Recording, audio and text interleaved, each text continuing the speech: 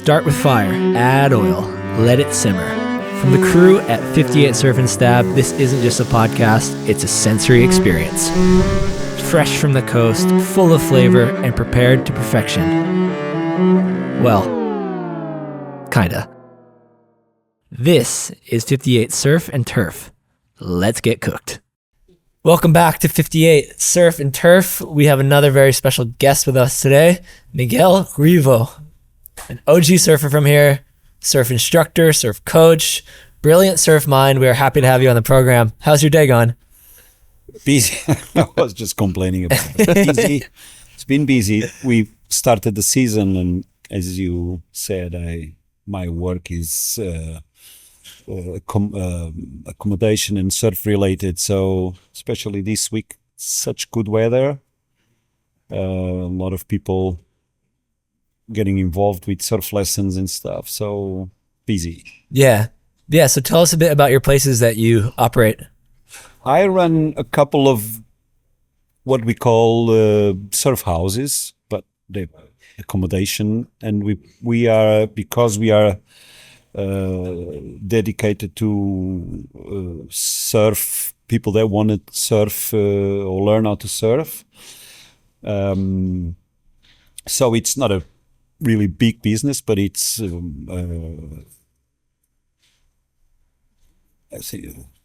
think it's a couple of houses with a fair size. In total, we have 45 beds. Oh wow, it's already it demands some dedication. Yeah, and also it does on this kind of line of business. It's hard to get a day off because there's no Saturday or Sunday. There's always a routine that.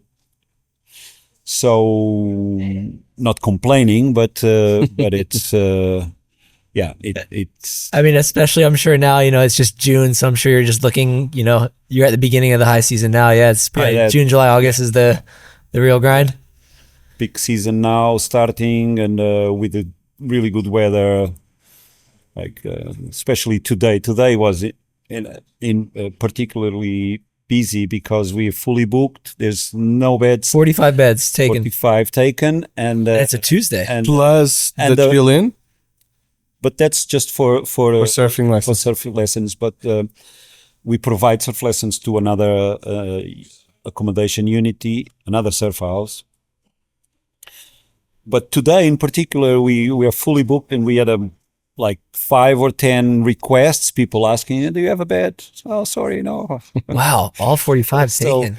So June. June. That is impressive. So what's the vibe like in those places? Like I've always been so curious about that. I've stayed in kind of surf house style places in different parts of the world. Like usually, I think I've stayed in one like Central America, and then Indo, some of the accommodation kind of blends what do you and what don't you call a surf house over there if you're in like Sumatra or something. But I've always been curious to see like day to day, are people like partying in there?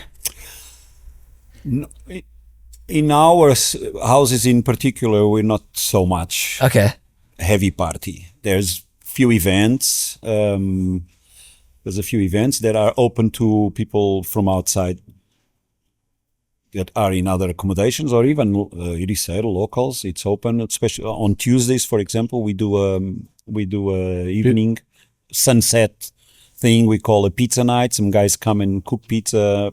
Cool. Go there. We open the bar. It's just a sunset gathering.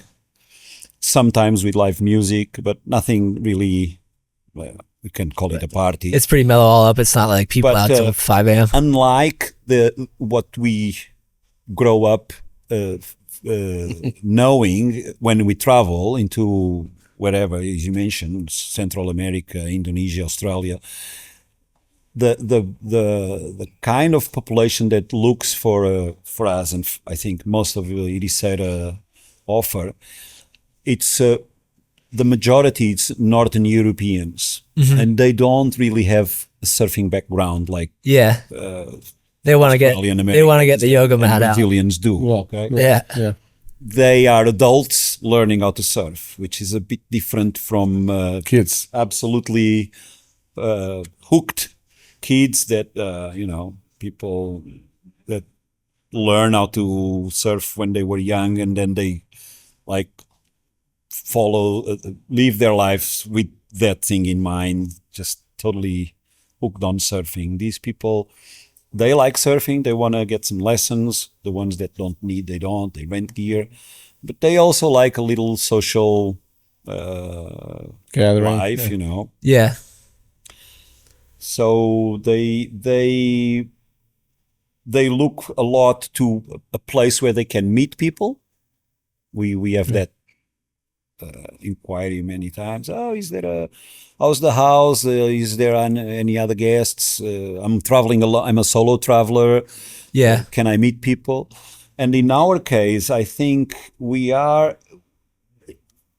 it's positive that we have two houses, one with 25 and one with 20 beds. So one the 20 beds is Lanise. Lanise is 20 and 25 is 25. Lanise is 25. The other one, Villas, is 20 beds.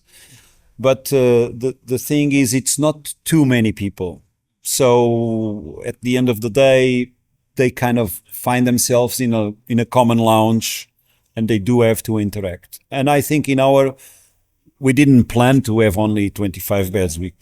We would have more if we could, but in a way, I think it works good. Yeah. That amount of people, because also less than that, it starts being difficult financially. You need to have some volume. But my idea is, if you have like 60 or 80 beds in a business, then it's like, being in a hotel, it's not so social. Yeah, exactly. I see what you mean. We've been open for 10 years now. It's been working okay. Nice. And I know I'd separate these two things, like surf coaching and surf instruction, I guess I'll call like the more introductory level stuff, and we'll get into surf coaching, trust me. But with like the kind of beginner surf lessons, all up, how many people in your life do you think you've taught to surf? Thousands? Easy on the thousands, yeah. We hitting 10,000? But I have a surf house.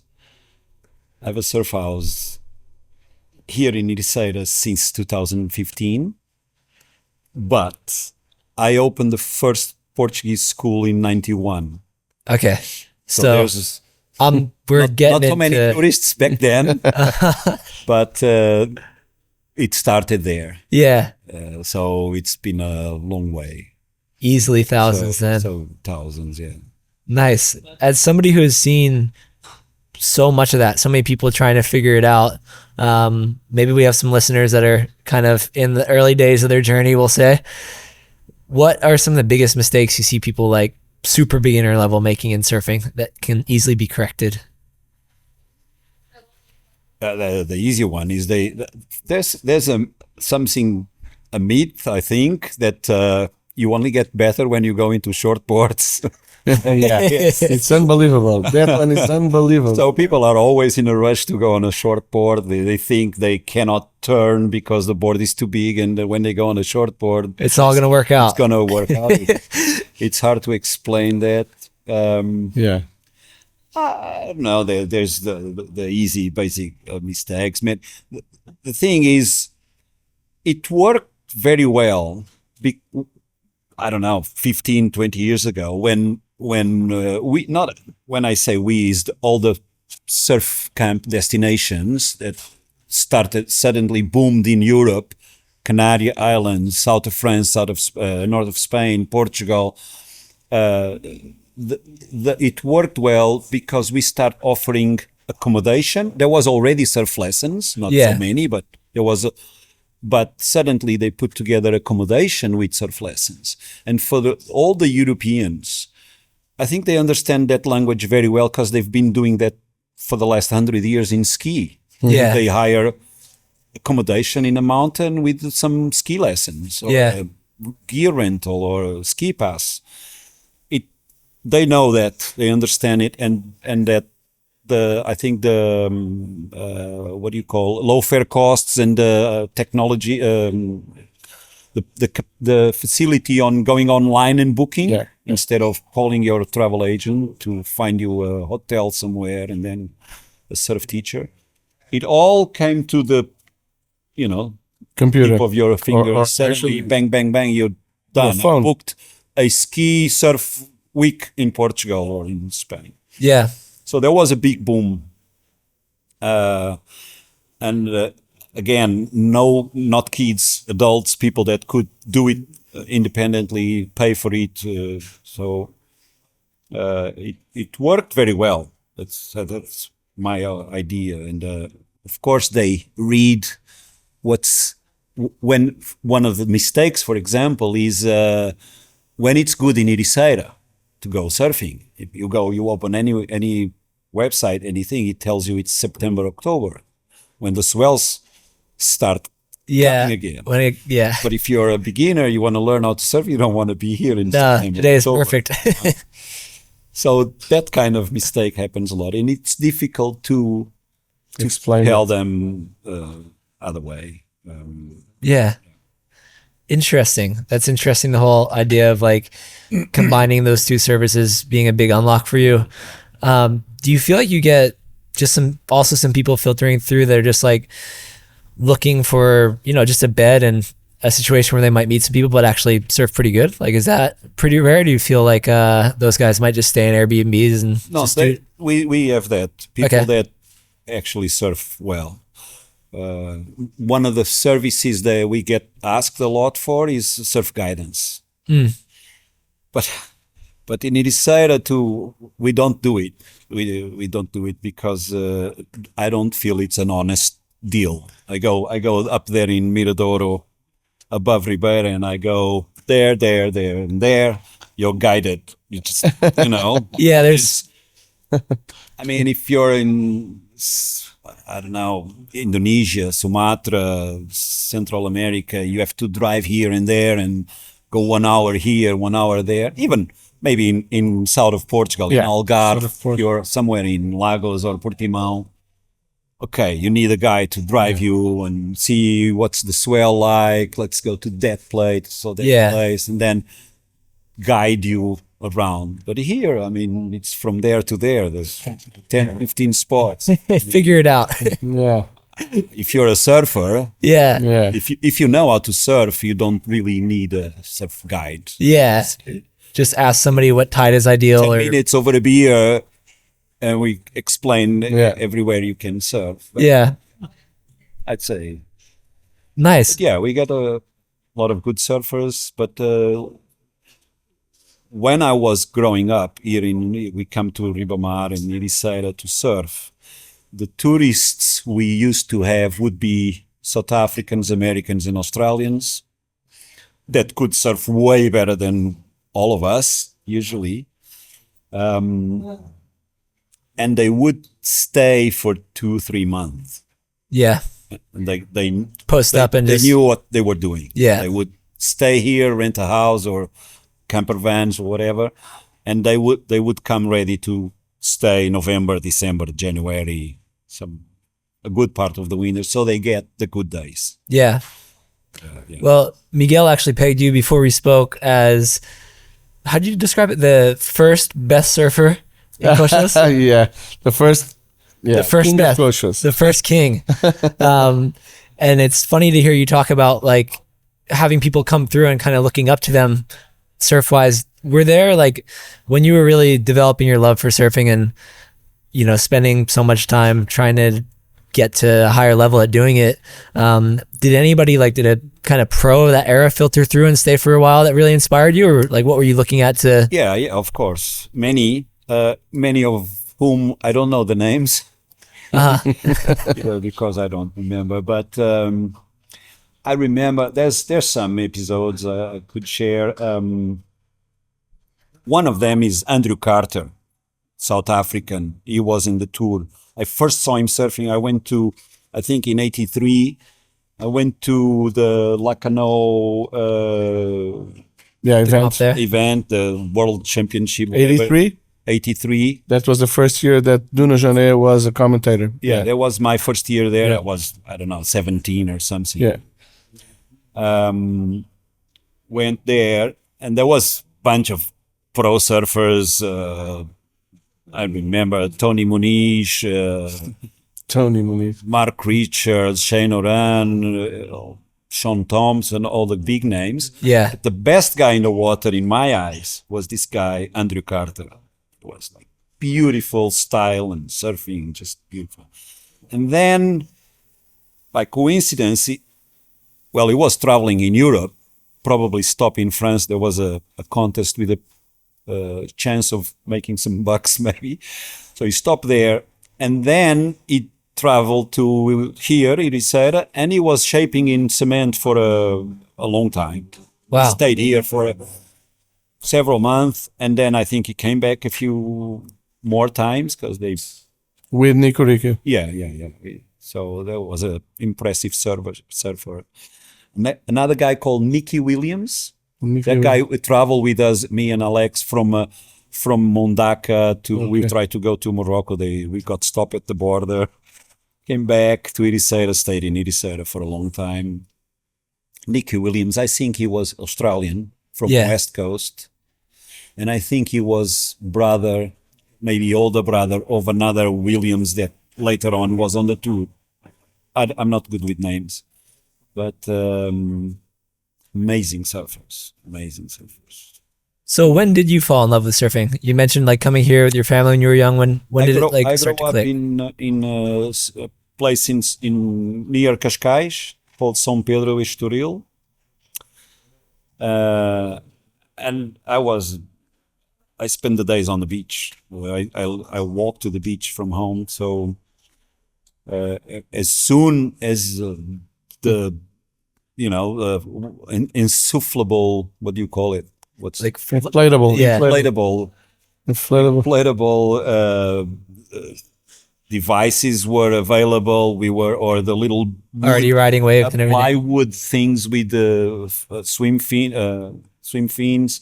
We were riding waves, and then as soon as the first surfers come, usually foreigners come in camper vans, they would stop in São Pedro because São Pedro is an easy wave. Yeah. And they would stop there, and we would be like asking for boards, buying surf gear. There was the only surf gear available was you had to find a guy in a camper van. Wow. So your first board was like that? Came from somebody? Yeah. Just tracked down a stranger, was like, yo, I need that. How old were you? I started surfing maybe at 10-year-old. Then one guy would have a board. One guy would have a board, and then we all had to wait for him whenever he fall, because we surf a lot without a leash. So when he fall, we get the board, we paddle for a wave while he swims back in my board. Clever. Clever. You're watching that. It's kind of like if you're in a wave pool or something, sometimes you like low key kind of want somebody to fall, so you just kind of poach them. Yeah. It's like just watching a back fall. It's crazy because you see, until you wouldn't be able to start surfing before you have some autonomy in the ocean. So 10-year-old, 12-year-old, that you could maybe be allowed to go out of your house alone, which parents don't do that anymore. Yeah. No equipment. You had to borrow surf in wool shirts. I don't know why. Still today we use wool shirts, jumpers. Yeah, sounds heavy. Yeah, because we thought that it keeps you warm. Warmer. Crazy. But you and your brother, right? I have an older brother, so everything he do, I would do it too. Yeah. So yeah. I do remember when I was a kid, like I grew up in New Jersey in the US, and it gets really cold there in the winter. And I remember when I was like probably around that age, maybe 12, I'll say, I had a 3 mil, but I didn't have I don't even think they made 5 mils for, a 12-year-old back then yet. I remember one time I wore just a hoodie under it. Like I wanted to surf before winter technically ended, like whatever day it was that, there's the equinox and it turns into technically spring. I was like, me and my friends were like, we have to surf once in the winter. So we threw some hoodies on either under or over our 3 mils and got like one wave. So familiar with that move to an extent. Yeah. So those are the early days, and you mentioned traveling, going to contests and stuff. There was a guy before. There was another guy that actually, I think there's still a couple of pictures from him. I don't know his surname, but his name was Martin, and I remember he was a much older guy that spent many months in Kossuth surfing alone. He would walk down dawn. By the time we would go there and see him, a guy called Martin from Palos Verdes in California. And he came here for a few years straight and stay for the winter. And he would be the only one out at Kossuth, and he was a really good tube rider. And he'd come like alone. He'd just show up, post up, no friends or nothing, just like. Damn, just love of that wave. Hey, I mean, to be in fairness to Martin, he found something special and was like, I am just going to milk this. I don't blame him, I guess. Yeah. But he... So the guy was a very good tube rider, and we kind of learned with him. That was like, we had to do the same. So really interesting. So what was a normal crowd like in a day like that? Would it just be essentially... a guy like that if he's in town, and then just a few of you guys, just few others. But you didn't live here. You came here to just. No, we came here from Friday. Once school was over on Friday, it was time to go to Ericeira until Monday morning. Everything was anything go. We ride 2-speed scooter. Yeah, in Portuguese is a boss. Oh yeah. It's a model the 50cc, the Vespa 50cc. Friends that could already drive another car, old cars, whatever, vans with 12 people in the back. Any way you can, whatever ride we. Yeah, and then as soon as we start working, a bit older teenagers, we start having money. We rented houses, like splitting between 7 or 8 of us, rent a house just for the weekend, so we could come on Friday, go back on Monday morning if needed. Nice. Yeah. So you fall in love with surfing, you start mastering the Magic Bay. And then you end up in places like Lacanau, kind of chasing comps and stuff. Were you able to find like sponsorship and support to travel around? Yeah, there was sponsorship involved, but I guess I was a little bit ahead of time. Yeah, because there was no money involved when I did win a few contests and stuff, but there was no money involved in my time. And then by the time I was like, okay, I'm going to find a job, do something. And then the kids, maybe 10 years younger than they got contracts with money. And so, yeah. And so did you go from kind of pursuing it as a career and then you get to that point?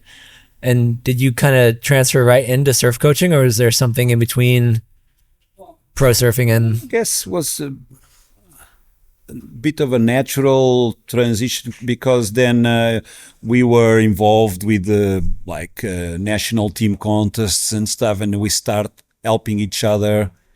So maybe I was a bit... I had a little bit more talent to communicate and to pass on the mess. So I guess I don't know how it started really. It was a natural thing. Actually, it was a natural thing. Yeah, actually, when the Portuguese Surf Federation was created. 1989. 1989. Then one of the things that were kind of needed to do was to start forming surf coaches. So someone in the federation found a way to bring in a guy called what was his name? Brian Loudon. Brian Loudon. Known Australian coach. and Brian Loudon came to Portugal to do the first coach the coaches course, whatever. Yeah. And it was a 2-day. I remember there was maybe 10 or 12 guys of us that north attended. of Portugal, right? It happened up in the north, maybe Viana do Castelo. Yeah. So we went there to attend the course, and then we had a surf coach degree or license, whatever. There was no level. Started that. But then we needed to get that information and do more. So the Portuguese Surf Federation, actually I was involved with creating the first, they call it level 1 coaching course in Portugal. Yeah. Like official from the Portuguese Surf Federation. That was maybe 93 or 4 or something. Something like that. Early 90s. So, yeah. So the first one they did actually, it was here in Ericeira. At where Vila Galé Hotel is now. Yeah. It used to be another hotel, like an old hotel. Yeah. And I did the course with them. Yeah, with Miguel and some other guys. What are those courses even like? Because I feel like I work at Stab, and we've published quite a few stories and interviews about surf coaches, but we're usually focused on like the surf coaches to some of the competition. Yeah, CT people. And so it seems like everybody has like a very different approach, and I think at that level, especially when you have people that like Andy King was a good example when he was working with Medina. He really just tailored, it seems like if he was working with a different surfer, he'd tailor his approach entirely differently. But what were like some of the fundamentals of surf coaching if you're just kind of getting into it and somebody's kind of explaining what do you do? Is it just kind of focus on, is it a bit of technique, a bit of structure, mock heats? What is it? These low level or first approach coaching, they were more oriented to teach people how to surf from nothing, from scratch. So it's how to push the people how to start with all the steps. First you start laying down on the board and paddling, then you sit on the board, then turn either way and turn, very simple catch the wave, the pop-up movement, breaking all those movements in a way that you can explain to people. And then of course after that then when you start coaching into competition, it's a totally different. Only now this year, not this year, but last year was the level 3. Yeah, last year. Level 3 course. The first one ever happened last year. If I'm not wrong. So in Portugal, the law says for every sport, you have coaching level 1, 2, 3, and 4. And level 4, it's mandatory for example, the soccer league, the football league. Okay, the professional sports. Yeah. That's level 4. Level 3 is also for professional sports. For example, the top league of basketball in Portugal, you can have level 3 to coach. So is that like, when you say that, do you mean, say you wanted to be a coach of a football club, even if you were really had a knack for it and were already finding success in that world, you'd have to still go through a course before you were even legally eligible for a job? Yeah. Wow. Interesting. And so this year is the first level, or last year is the first level 3. Yeah. And so that's like getting to the pro level when you look across other disciplines. Like you said, the basketball and stuff like that. Well, by law, if you go into professional sports, the thing is surf, there's a lot to, how do I say it? You have thought a lot about that. Come on, give us some insight. Yeah, there's a lot to talk about on how the sport surfing goes. Yeah. Well, starting by calling pro to everything that moves and nobody gets money. Yeah. That's something. Any contest is called the Pro-Am, Pro this, Pro that, but nobody's pro. Yeah. Or at least they're not making enough money to pay for bills. That's even worldwide. Yeah, but okay. You could make little money, but you live off surfing. Yeah. Yeah. I mean, but when the Challenger Series comes through here in a few months, there'll be people on that tour that are unsponsored and, they make some prize money through it, but it's hard to even come close to breaking even on that tour if you don't have backing from somebody picking up your travel bill and helping you out. Like we've done the math. It's damn near impossible. Yeah. Like even the people, if you win the Challenger Series and you estimate the cost of what it took to get to all those events, they're maybe making like $1,000 at the end of the year. Yeah. It's gnarly. It is hard. Yeah. It is very hard. I know surfers that are classified for the Challenger Series and don't have enough money to travel to the events. Yeah. I mean, it's not cheap. You're traveling the world. Yeah, exactly. Finding places to stay, paying boards everywhere. It's $100K. So at least. Yeah. And not many brands are throwing $100K at a surfer. Yeah. There's official programs to pay for that on every country, on each country, on its way, its proper way. There are means. Yeah. But the surf system has been choosing to stay out of that because it's whatever the way it's organized. And then of course kids they give it a go while dad can still pay for it. And then they realize no matter how talented they are, they have to give up. Yeah. And the coaching is the same. How do you make money as a coach?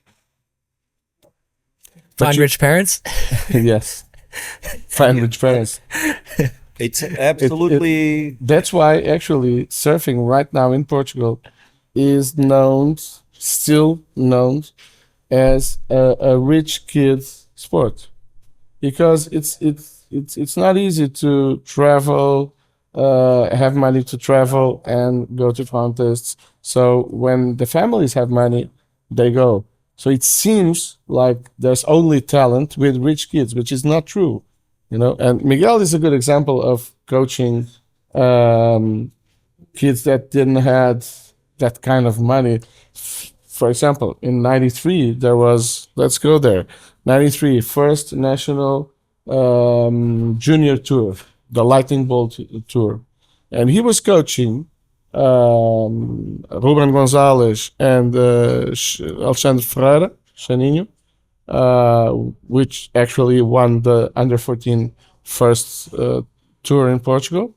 And there was maybe another guy, Pedro Luis, who works with Miguel these days, that was coaching his younger brother, David Luis. So not many coaches back then. But you invested on that, and those kids, Ruben and Chaninho, they got to be really good surfers. Yeah. So how was your? Why did you thought about that? The reason I was coaching or helping them taking them through the tour was because I was involved. I had a surf-related business importing, and I was sponsoring them. Yeah. So that was my reward. Okay. They didn't pay me. Yeah.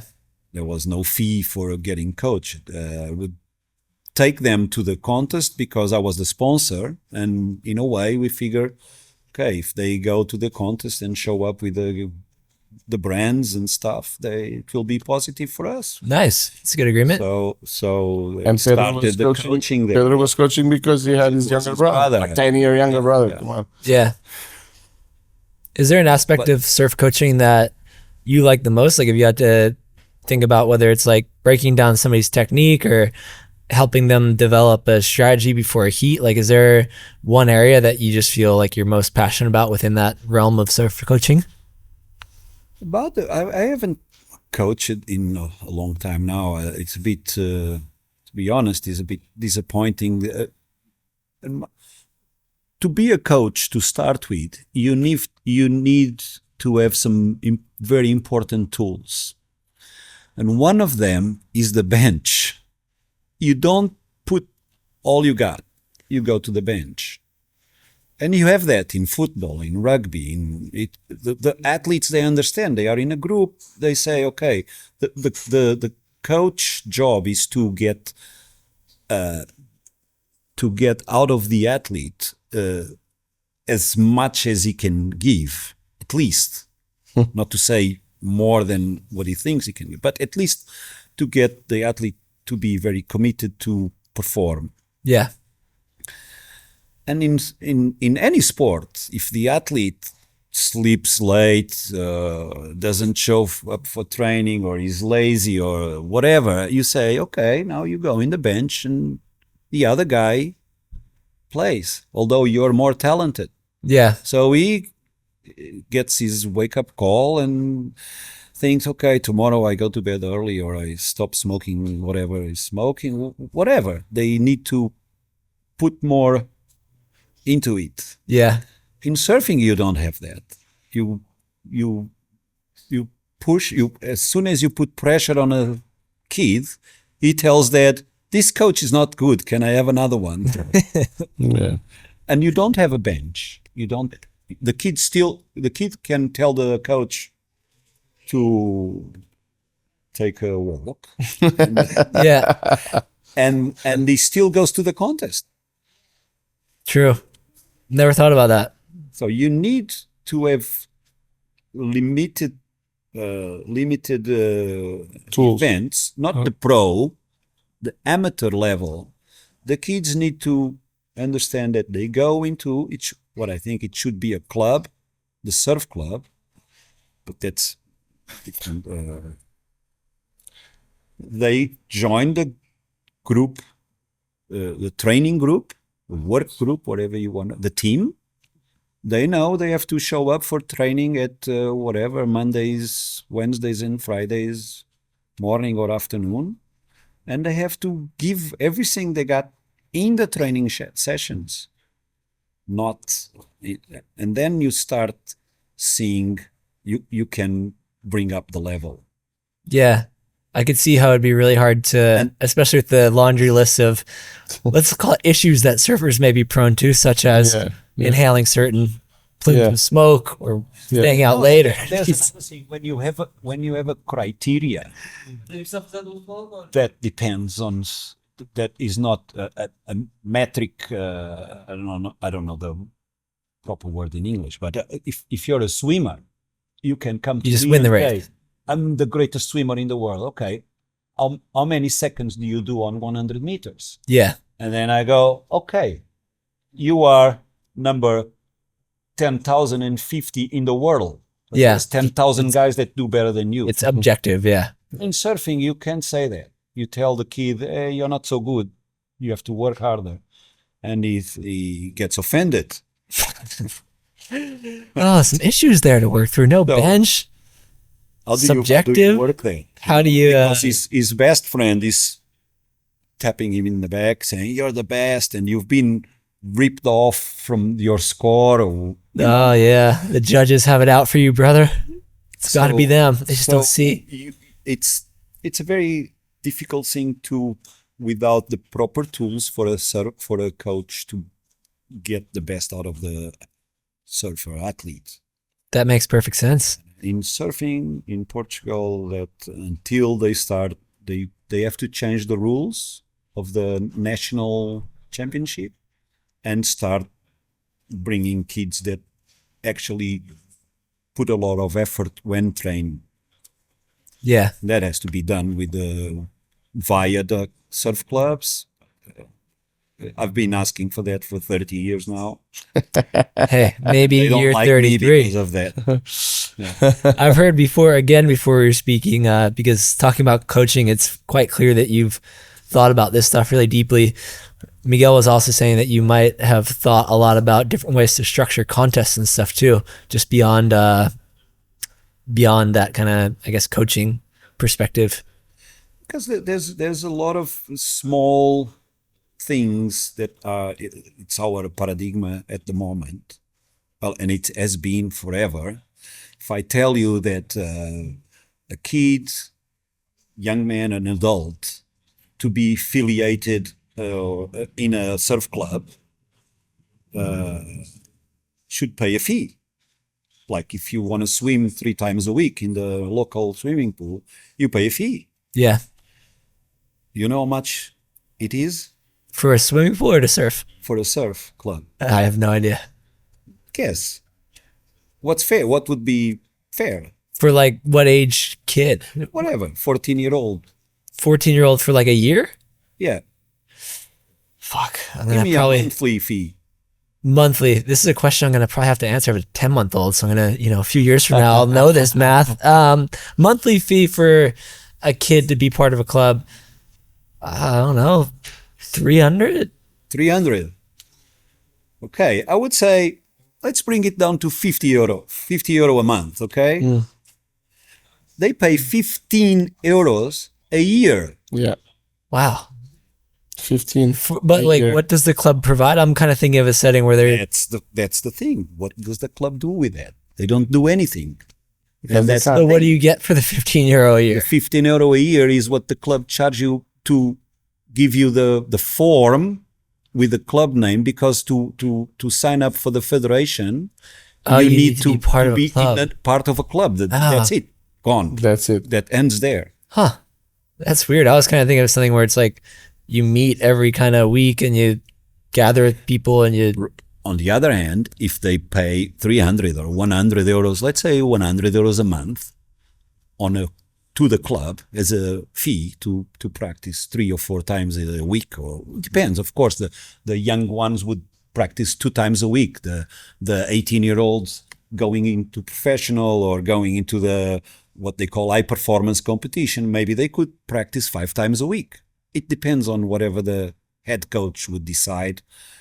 But with 100 euro a month, if you have 50 kids through all ages, maybe you have 5,000 a month that you can hire maybe 1 or 2 or 3 coaches. Yeah, exactly. With 5,000 a month. And then the kids, they know, they go to the club, they have the service there. Maybe they even have a shower to take after, they have a place to get changed, they have, I don't know, whatever. Yeah. A room to watch the videos. But a lot of the surf schools are replacing that job of the surf schools. They because the federation did not make a nice rule book. The clubs cannot go anywhere. Yeah, they have nothing to offer. Yeah, and so now the surf schools are having some programs where they're getting kids together a few times a week. Schools, of course, because the clubs they can't do much. The surf schools appear, they took over and they start offering what they call coaching, but what they're really doing is what we call free time care. They take care of the kids for when the parents cannot. Yeah, so they take the kids surfing, and the parents pay a fee for that.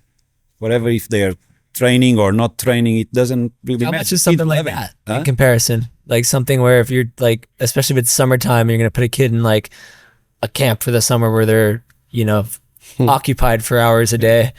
What's something like that costing? They provide that service. They get in a van, they go to school, they wait for kids after school, they take them to the beach for a couple of hours, bring them back, the parents pick them up. They pay 100 a month for 3 times a week or something. Or 150 or 200. It depends. Depends on the schools, on the offer and demand there. Yeah. But that's it. That's interesting. And it should go through the clubs, and they should train to go into the competitions within the club team. It's a long story. Yeah, because now you're seeing more and more like, Australia's had that culture for a while of surf clubs, and they have the board riders battle, which seems like Anybody who's there says it's the best thing ever. It's an awesome event. That culture is kind of starting to grow pretty rapidly in the US. Like I have friends now that do it. I think there seems to be something so appealing about like meeting up with your friends and like representing your town or your club and like going against people who and are friends with, but also can just like have an excuse to be like, yeah, fuck these guys, we're gonna get them. It just seems like it'd be so fun. Is there any like, there's nothing like that in the surf scene here, huh? Like where it's like towns competing, clubs competing? No. They don't do that. Well, the athletes competing at the end of in front of the name, there's a club associated sigla or whatever, the name of the but surf club. I mean, I've seen that. I think I'm actually a member of Sealand. Oh wow! Yeah, that's a really good club in Santa Cruz. Yeah, I didn't know. I guess I did pay the €15, and exactly. I think I've only paid once. Maybe so I don't know if I'm honorary member. I haven't competed.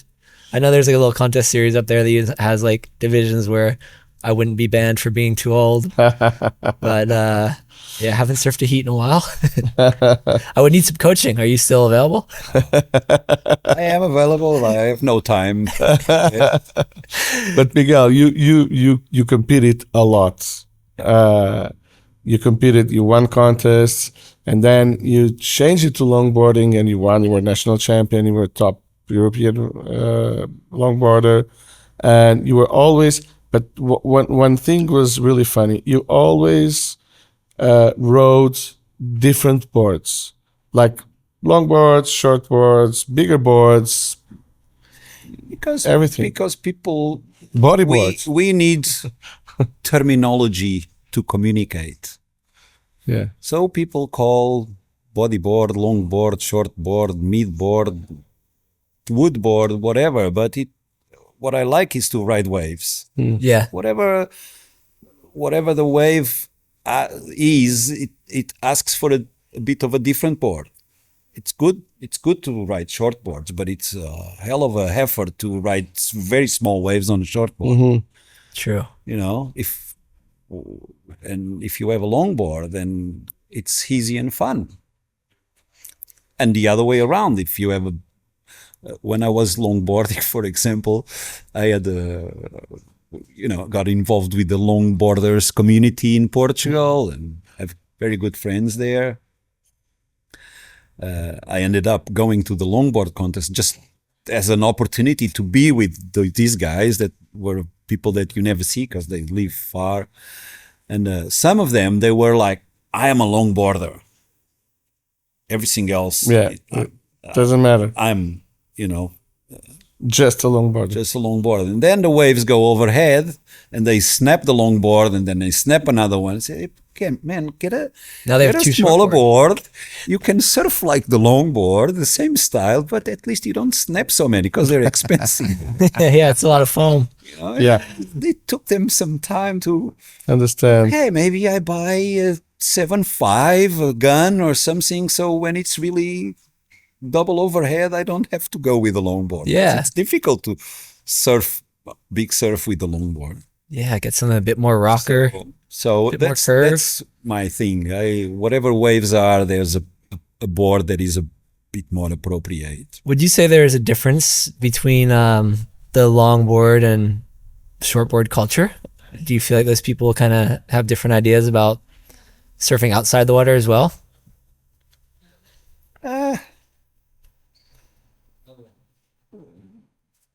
Yeah, there is. I went through a stage that was a bit crazy because we started longboarding.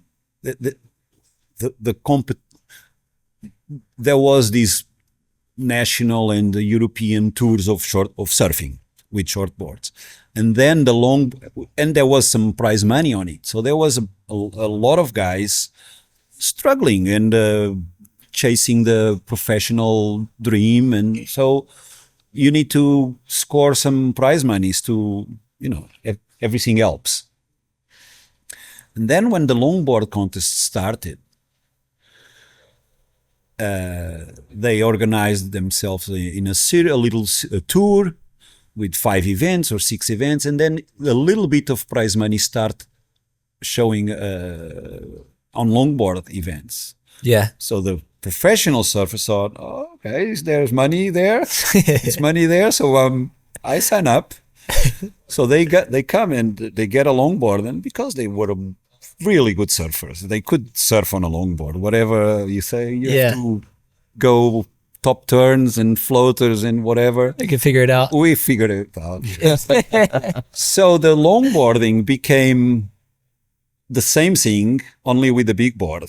So the criteria even was, you try to whip the board around. Yeah, just whatever is the term in English. Just be radical. Be aggressive surfing.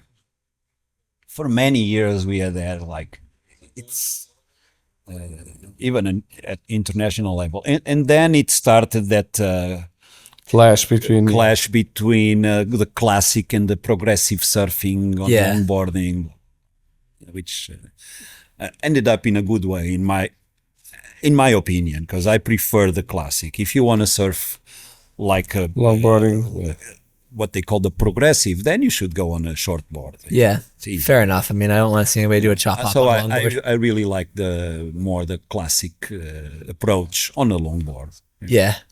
But you said that you surfed every kind of board. You just wanted to ride waves, but you developed a special love for tube riding. Yeah, well, I think everybody nothing better than that. Yes, loves. But that was the experience of Cochos, and tell us a little bit about the Billabong challenges at Madeira Island, also. Well, I don't know. It's not like I planned it or anything. It's the group where I grow up. We chased wherever the waves were, and then there was a time before that we used to go to Peniche, and the generation that it's older than me, they would drive right through Ribeira. They look and they say, too many rocks, and they drive all the way to Peniche to surf the sandbanks. Yeah. And then with my generation, Ribeira was already a nice thing, and then we would just chase the best wave we could find, and there was a time that Cochos came up, and we learned how to ride it. And then with the influence of people like I mentioned, Martin and other guys that show up and could barrel, we started chasing that. There was nothing that we planned. But it's a bit intense to get a good barrel at Kosho, so you want to come back and do it again. Yeah. So I guess then the Billabong challenges are a bit already into the professional. It was 95, 96, 97. 98. 98? It was 98 and 99, I think. And then the Hot Butter Challenge, 2000, yeah. So, and that was, I think people were trying to, at the time, to organize surf contests, and then every time when the day that you book a contest for comes, the waves are shitty. So, sure. Or the wind is wrong or whatever. So it didn't take long for people to figure, okay, let's find a different formula. So we do the contest when the waves are really good. And at the time, Paulo from Billabong, and there was already resources to make it happen. And it's a simple formula. So just get a group of good surfers and wait for the day. Yeah. And they decided to do it in Madeira. There was it was quite a few barrels, huh? And you were the only surfer actually that went into both finals. So there were two Billabong challenges, but I lost because of the other guys' barrels. Exactly. So I couldn't get them. Yeah. Yeah. But you went to both finals. I had some barrels, not in the final, but Well, it was good. speaking of barrels, I heard that you were also one of the first people from Portugal to be able to get to Indonesia because you have another passport. No, actually, no. I do have, but my older brother was one of the first. Right immediately after they Opened. solved the issue, the diplomatic issue we had, that was the year 2000. I think Gonzalo went there on the year 2000, and then But you're American, right? I have American citizenship. Okay. Yeah. Why? You were born there? I was born there. Where? San Francisco. San Francisco. Just because my parents were there. Yeah. So, I have two brothers and one sister. They're all Portuguese. But when I turned 18, I went to the U.S. Embassy. Say, look, I have a birth certificate. Can I have a passport? And he said, yep. Yeah. Wow. So got dual citizen. Didn't do much for me, except for when we traveled through USA. All my friends, they stay in line for the passport. I go straight through and wait for them. I'll see you guys in 2 hours. Good luck. Good luck. And now they're complaining that it's happening the same with them here. Yeah. Yeah. Yeah, you might have a problem now, no? No, it's not bad. Not too bad. No, and when I travel with my wife and my kid, they have European passports, so Okay. it sucks when I'm alone because I'm like, Yeah. it's a little bit harder when I'm alone, but when I'm with them, it's sweet. So I should just take them on all my work trips so I could just skip that customs line. Yes, exactly. And yeah, well, do you still go to Koshos and chase those barrels? I wish I could say I do, but I have a bad knee now, and it's been like this for almost 2 years. Damn. And Get the bodyboard out then. it wouldn't help, I guess. It wouldn't help. It's really big, full of water. I can surf if I want. I can surf, but I don't know. This together with a lot of work. For the last 2 years, I've been surfing a little bit. I go to Indo. Yeah. Fortunately, I was able to go like 3 times the last 2 years. Well, I'm going again in October. you have good connections there, I believe. Yeah, your brother. Yeah. And so I do surf, but I have to go. I cannot surf the way I think I still can know how to. I just go up and down, up and down. It's good enough. But it'll get better. Yeah. So Properly. Big time. Been canoeing. Yeah. Oh yeah, exactly. You also developed. Throw it on the list. Longboard, boogie board, Yeah, exactly. surfboard, canoe board. Miguel also developed canoe surfing, Hawaiian canoe here. Outrigger style. Yeah, and you just had an international contest here in Really? Ericeira. Yeah. No way. Yeah. Doing crazy stuff. How did that A happen? few years ago, me and my business partner, he met someone that was involved with a factory in Biarritz that builds Hawaiian canoes. You know, what they call the outrigger canoe. Yeah. And we saw that, and I had tried one in a longboard contest in '99 in Biarritz. Yeah. It was the Hawaiians Biarritz Surf there. Festival, which was The amazing. Hawaiians were there with a bunch of toys and Yeah. with the pedal on a canoe. Seen like this, but in fiber, Yeah. Yeah. made in fiber. So, long story short, we decided to buy a canoe to promote the hostel. Sick. make it just to be different and offer some stuff. Right on. So we had the canoe made, put a big sticker, and then I had to pedal out and learn on my own. Yeah. So with my sons and my girlfriend, we pedal out and try to catch some waves. It was a bit crazy. Where do you go with it? Flying everywhere. Just in front of the hostel, between Praia do Sul and Lisandro. Yeah. There's all those cliffs. There's a few ways you can manage, and there's no crowd, so you don't run over anyone. Yeah. It was a bit crazy. So we start going. It's quite fun because you actually surf with your mates. Yeah. So you kind of, because surfing is a bit solitary. It's lonely in a way. It's just you and your board. Yeah. This way, it's a team thing. We all go on the same board. Oh, that's really cool. We have the canoe is for 4 people.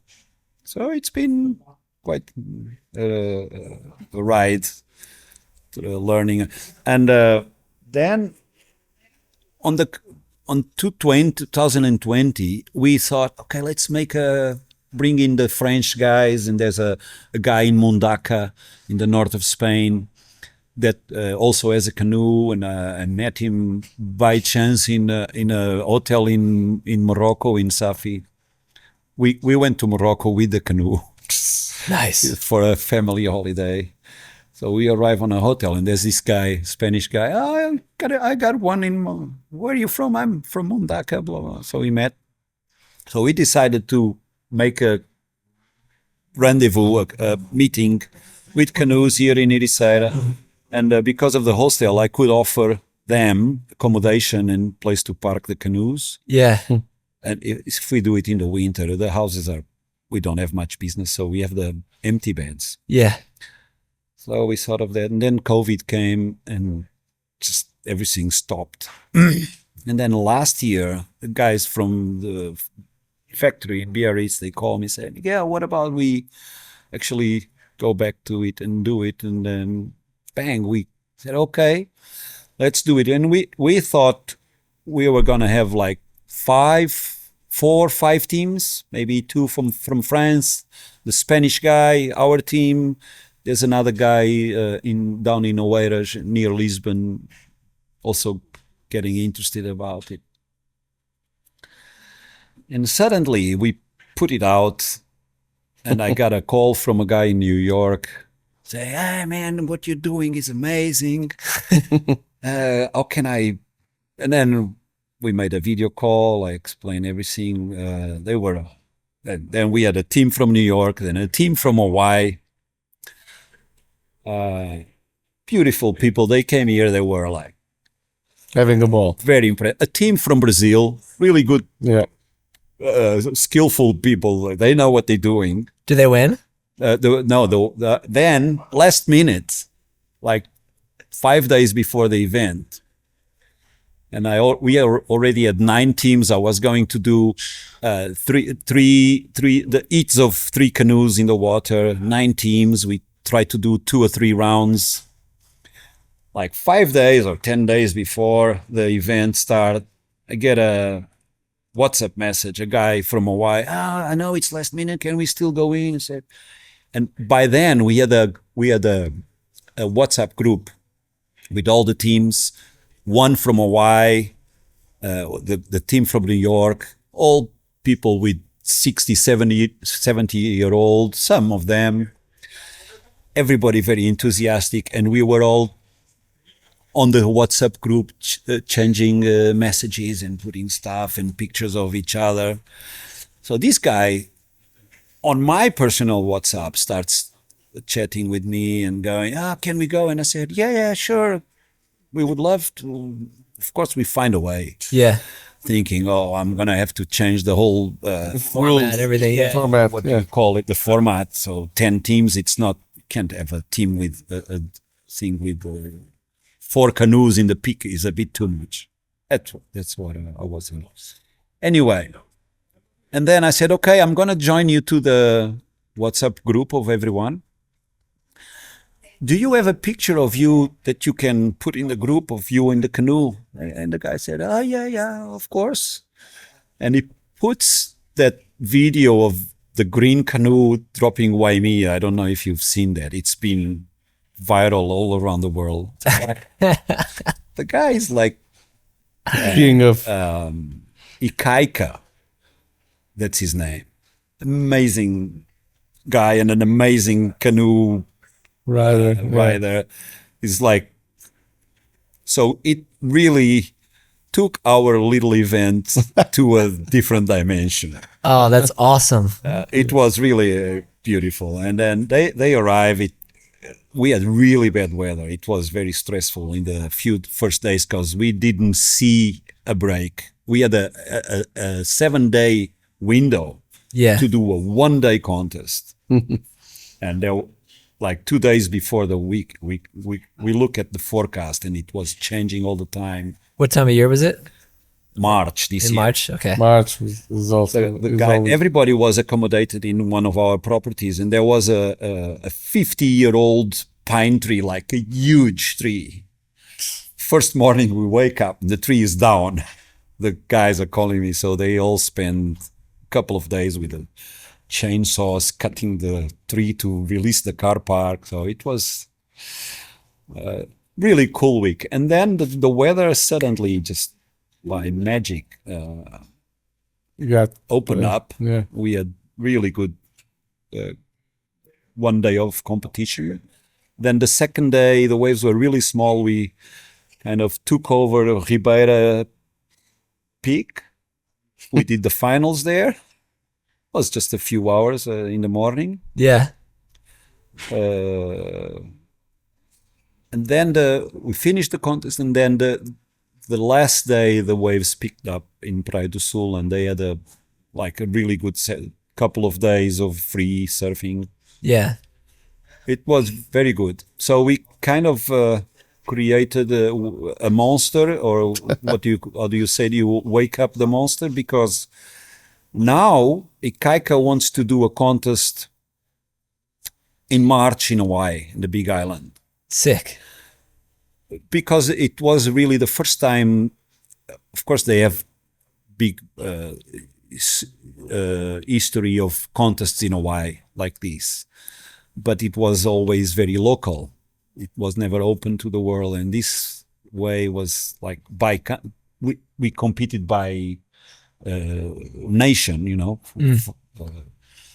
So now they want to do that in Hawaii in March. They want us to do again in November next year. So yeah. I'm gonna try to do it again November next year. They also want to do it in Brazil. So now sudden little tour is developing. Suddenly, there's people. They got really happy about it, and yeah. Nice. Well, if you make an outrigger club, charge more than €15 a year and offer more. You know, that'd be my advice. We a few years ago, after I buy the canoe, we did open what we call the outrigger canoes go by OC. And they address to it with a number. Yeah. OC2, 2 seats canoe is OC2, OC1, OC2, OC4, and OC6, which are the bigger ones. The big ones. They're not so much for surfing, but they're for crossings. Yeah. And it's big. It's big in Brazil. It's huge in Hawaii, of course. They do a bunch of contests, and it's like proper physical. Yeah. Cardio sports. You go for hours going 6 guys, boom, boom. I actually created in thinking that the future will require something a bit bigger. I created a club in Ericeira called OC Ericeira, Ocean Club Ericeira. For that problem I was addressing, we do take members, and we don't take a fee, because if you want to become a member, you sign up, you don't pay. Yeah. Because the club doesn't have anything to offer you either. Yeah. The club has nothing. Well, there's one canoe in the club, but it's mine. It doesn't belong to the club. I paid for it. Yeah. And I mean, what does a member get to pay the fee? It's not like at this time we're not doing training or anything. So he gets information. He gets. But at least knowledge. The institution is created, and we've done a few things with the institution, with the club. We have organized. The last one was this world contest of OC4 canoe surfing. Yeah, nice. Slowly we get things going. Maybe we'll have a world tour, huh? The man who accidentally created the Outrigger World Tour. It's a good one to throw on the resume. But one of the things we need to start addressing is surfers tend to take for granted that I'm a tough local. I yell a bit and raise my voice, and the peak is mine, you know. But everybody, in a way, they have the right to use the ocean and to go surfing. Of course, it's going to get crowded, so it's time. Governments, politicians, they start looking into it as what can we do to make it available for more people. Yeah, because it's something nice to do. It's good for everyone. People that do it. It's good for the community because people, if after they go surfing, they feel better. They are not so aggressive, I guess. So in a way, of course, there's the technology is helping. The wave pools will be a part of the solution, but there's a lot to do in the oceans. And one of the things is maybe we can touch here and there small, very micro interventions on some parts of the coast where you can transform a wave that is not surfable in a surfable wave. It doesn't need to be a 1 kilometer long barrel, like an artificial reef dream thing. But if you take a rock here, a rock there, maybe the wave that nobody surf. If you cut that pier in Praia do Sul enough, still does the same effect, but the left-hander doesn't end against the pier. So maybe from 0 people surfing, we get 10 or 20 people every day surfing. So there's maybe a lot to do on that area. But another thing that can be done is we start thinking about the space just behind the surfing, the surf, the breaking area where people surf. Just after that, technically the term for the Portuguese Navy is the nautic mile, which is the first mile from the shore break. So the first 50 meters or 100 meters is surf and breaking waves. But after that, there's a lot where you can do downwind, stand-up paddle, kite surfing, canoe surfing. A lot. There's a lot of ocean, enjoying the ocean that can be done there. Yeah. But of course, if we want to do, for example, let's say a stand-up paddle from here or for a few kilometers down the coast, you need some support boats. Something happens to a person 1 mile out in the ocean, it could be tragic. Yeah. So the structures and the resources will have to come up. I think the council, they are getting ready to that. I think they invested in a couple of speedboats to have here in Ericeira, for example. I think it should happen this summer. They're trying to put together one thing they call the Nautic Station, which is a program they have all around the country, also inland beaches, in rivers and in the ocean. And Nautic Station is people go there and they have something to do related to the ocean. Of course, in Ericeira is probably a lot of surfing, but other places is sailing, canoeing, stand-up paddling. Yeah. So it's a program. Actually, the famous Peniche mayor, José Correia, is the one in charge of Spearhead, kind of. I don't. Yeah, he's in charge. I don't know if he started it or. Yeah, he took care of that. Yeah, I know nautic stations. And he's been trying to promote it, doing a pretty good job, by the way. So it came to Ericeira. I think they're starting it, putting some sailboats there. So nice. yeah, some canoes and stuff. A lot happening. Yeah.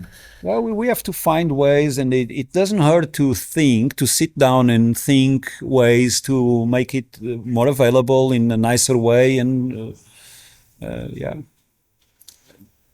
I'm sure it will require a little investment, or sometimes a lot of investment, but well, like you said, it's worth it. You know, we go into the ocean, we leave happier, so it's worth it.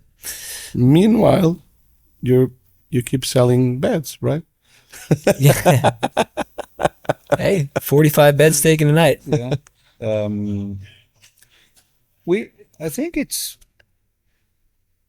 was in a way, looking at Ericeira, for example, as a surfer, I do feel a lot of pressure when I sit in the peak and I look around and say, oh, too many people. It's a lot of people.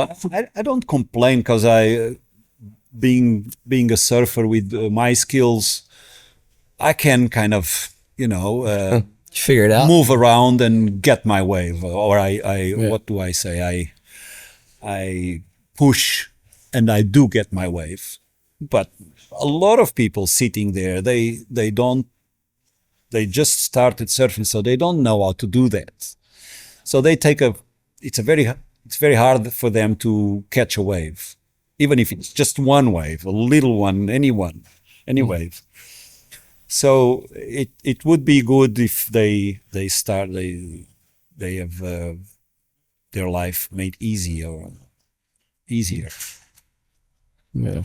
But apart from that, from the little pressure you feel in the water trying to catch waves, it was really, in my opinion, really positive for Ericeira what happened. Yeah, there's some downsides, a lot of traffic in the main road here on Sundays and stuff, but it's so much nicer. All the restaurants that offer a good meal, that the whole houses are getting furniture rebuilt. The way it's so much nicer. Even the people, the people before, many years ago, we came here, and the population of Ericeira, they had it rough. Yeah. Historically, they were very, very isolated. It's a long story, but throughout the centuries, they used to be an important harbor. So there was a lot of trading going through the harbor. Yeah. And then one day they built up the railroad so many miles inland, and suddenly nothing, no more merchandise needed to go through the harbor. So they get nothing isolated, nothing. They have to go fishing. I imagine in Ericeira, how do you go fishing every day? You can't do that. Yeah. Yeah. Many days that you can't make it through with a fishing boat. So they would be here starving, and so it was a very beaten population, and they lived through centuries traditionally with many difficulties, going through ups and downs, and every now and then there was a big boom on some industry, like the sardine. There was a time they had a lot of sardine. Then they invented the diesel engine on boats. So the French boats come with bigger nets, they fish all the sardine. So these guys at the big industry of sardine, they were gone. Damn. So Ericeira lived through that, through the centuries, and now it feels good. Like this shop is a bit of a the example of that all these times. So I think we live in good times, a bit crowded in the water. Yeah, a bit busy, but hey, if you're a good surfer, you get your waves. It's good, like you said. Yeah. The ones that push, they do get some waves. Well, cool. I think that's all we need for you, Miguel. Any more questions? I'm okay with this interview. Thank you so much, Cool. Miguel, for Thank coming. you. And You're let's get that Outrigger World tour. canoe club It's a going. bit of a and the logistic world to tour. get it from my place to the water and back. I'm just thinking about traveling these things too. Boy, I'm hard enough paying for a small board bag with 2 510s in it. No, you can't. That's one of the things. The contest. What we made. The idea was, I did provide the accommodation, but the guys from the factory they drove from France with 3 canoes. Mine was 4. The Spanish bring 1. So with 4 canoes, the teams could come in and we all use the same canoes. Yeah. Okay. So you don't need to travel with the canoes. Yeah. That would make it impossible. Makes sense. So that was the model of the thing, and it worked really nice. So now they know how to do it. So that's why they want to do it in Hawaii. They want to do it in Brazil. Yeah. Well, advice for the people: find some friends with canoes, and we will see you for the next ep. Thank you. Thank you. Thank you. Now I can go and feed Dunas. Doing there. Check this.